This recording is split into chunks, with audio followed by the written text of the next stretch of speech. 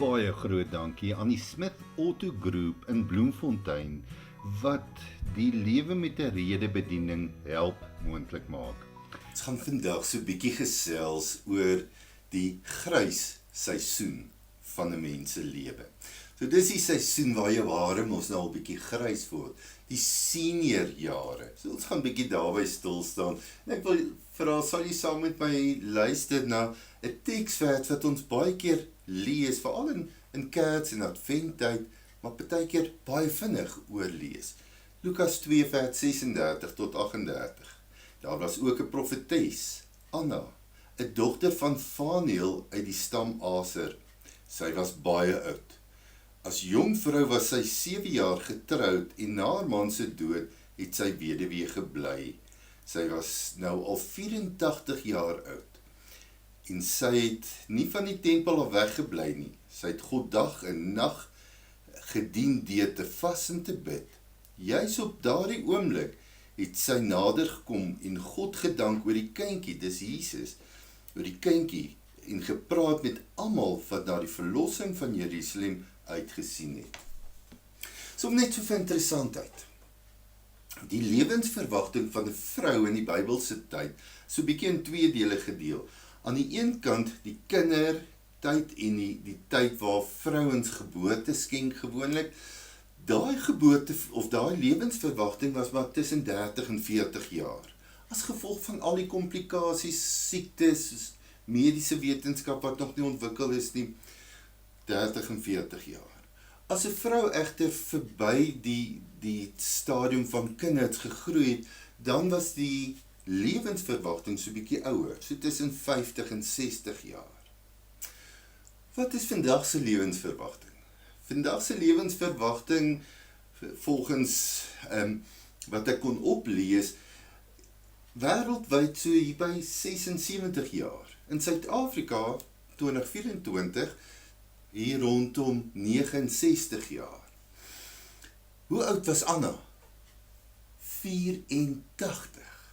Anna was al 84 jaar oud, so baie ouer as die gemiddelde lewensverwagting van daardie tyd. So ons kan amper sê, Tannie Anna het al die rede gehad om te sê, wel, ek sit nou net waar ek sit, want ek is oud, die samelewing sê dit en dat, die samelewing sê waarskynlik ek is te oud, so ek sit nou net. Maar wat leer ons van Tannie Anna? In hierdie gedeelte is daar 3 dinge, wat ons sommer net so vinnig vir mekaar moet sê, en miskien, as jy dalk ook in jou grys seisoen is, miskien sê dit vir jou dalk iets. Die eerste ding, wat ons by Tannie Anna leer, is dat sy nog steeds kerklik betrokke was. Sy was so gereeld by die tempel.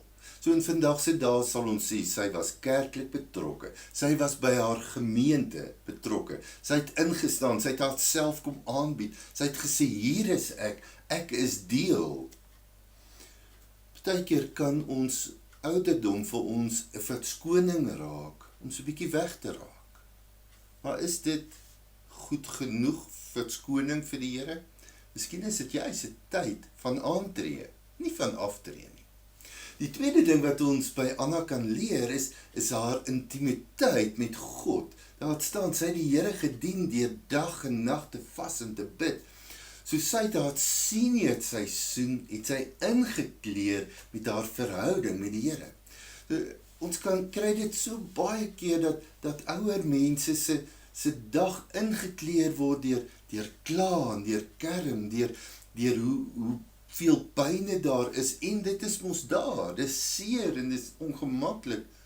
Maar Anna moes ook maar haar ouderdoms skete gehad het, as ek dit so kan sê, maar tog het sy gefokus op God, om te vas en te bid.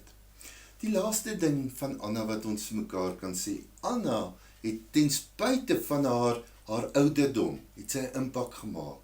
Die laaste gedeelte wat ons gelees het, sy het met almal gepraat oor die kindjie Jesus, oor die Messias. Ons senior mense moet nooit julle waarde vergeet, julle impak, koninkryks impakwaarde nie. Hoe julle vir mense kan begelei, hoe julle dalk 'n bietjie meer tyd het om koninkrykswerk te doen, maar jy kan nog steeds, waar jy is, met jou gawes, 'n koninkryks impak maak. Groot dankie aan die Smith Auto Group in Bloemfontein wat die lewe met 'n rede bediening help moontlik maak.